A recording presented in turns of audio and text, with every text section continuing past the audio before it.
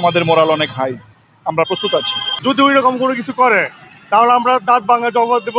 আজকে সারাদিন আমরা রাজপথে অবস্থান করব।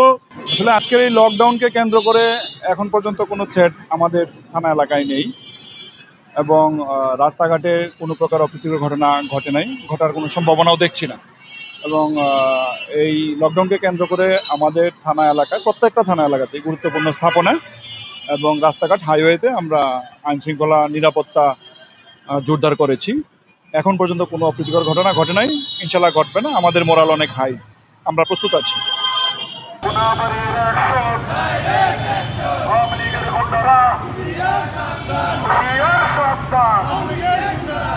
জানমাল হেফাজতের জন্য আমরা রাস্তায় অবস্থান করতেছি। যদি ওই রকম কোনো কিছু করে তাহলে আমরা দাঁত ভাঙা জবাব দেব এবং তাদেরকে উচিত শিক্ষা দিব। তার জন্য আমরা সবসময় আজকে সকাল থেকে রাত অবধি আমরা রাস্তা অবস্থান করব ইনশাল্লাহ।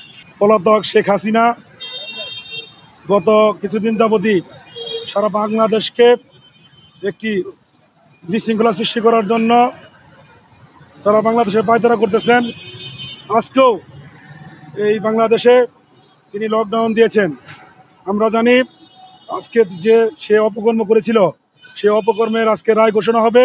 সেই রায়কে কেন্দ্র করে আজকে সারা বাংলাদেশে যে লকডাউন দিয়েছেন, গাজীপুর মহানগর বিএনপির সংগ্রামী সভাপতি জননেতা শওকত হোসেন সরকারের নির্দেশে এবং কোনাবাড়ী মেট্রো থানা বিএনপির সংগ্রামী সাধারণ সম্পাদক বাবুল হোসেনের নির্দেশে গতকালকে থেকেই আমরা রাজপথে ছিলাম জনগণের জানমাল নিরাপত্তার স্বার্থে।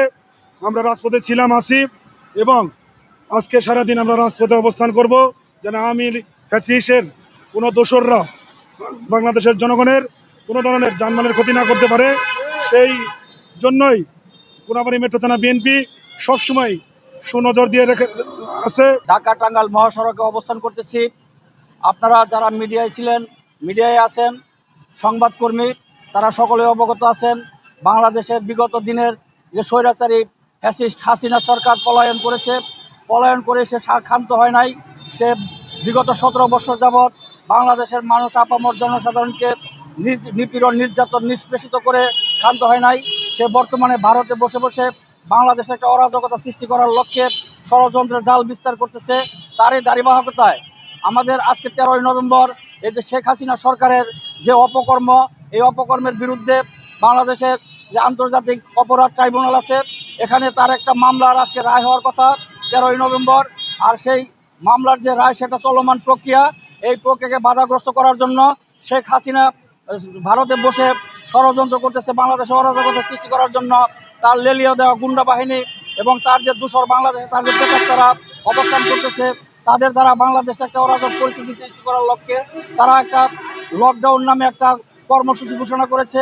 আমরা বাংলাদেশ জাতীয়তাবাদী দলের আদর্শের সৈনিকেরা, শহীদ জিয়ার আদর্শের সৈনিকেরা এই যে শেখ হাসিনা কর্তৃক ঘোষিত 13ই নভেম্বর তথাকথিত লকডাউনে বাংলাদেশের আপামর জনসাধারণের জানমালের যাতে কোনো ক্ষতি না হয়, বাংলাদেশের রাষ্ট্রীয় কোনো সম্পদ যাতে ক্ষতিগ্রস্ত না হয়, সেই দিকে আমরা তার প্রতিবাদ স্বরূপ আজকে ঢাকা টাঙ্গাইল সড়কে কোনাবাড়ী মেট্রো থানা বিএনপির পক্ষ থেকে অবস্থান করতেছি।